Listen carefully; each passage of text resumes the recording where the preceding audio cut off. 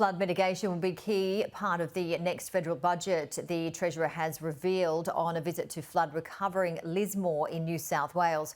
Jim Chalmers has also had to defend the Prime Minister for recently flying to a billionaire's barbecue before heading to WA's flood zone. Government ministers descend on Lismore, a region where the flood disaster ranked 4th worst in the world last year. My message to everyone recovering from this flood is don't lose hope. Treasury reveals floods caused a $5 billion loss to economic activity in 2022, stripping a 1/4 percentage point off GDP.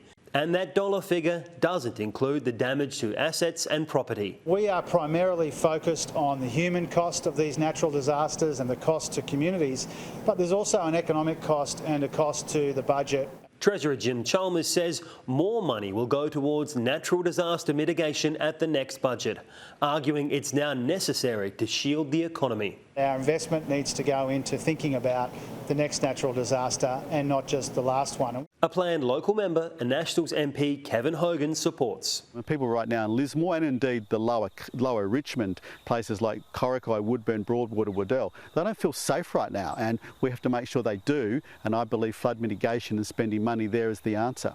New analysis reveals 68% of Australians, almost 7 in 10 of us, live in an area that was included in a natural disaster declaration last year.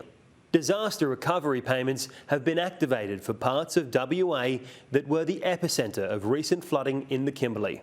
The Prime Minister is being criticised for taking a private aeroplane to billionaire Lindsay Fox's seaside mansion for an A-lister's barbecue before travelling to WA's flood zones. He was in the flood-affected areas in WA that very same day. He spent time with Lindsay Fox, who's a very prominent, important Australian with a lot to contribute. Joel Philp, Sky News, Canberra.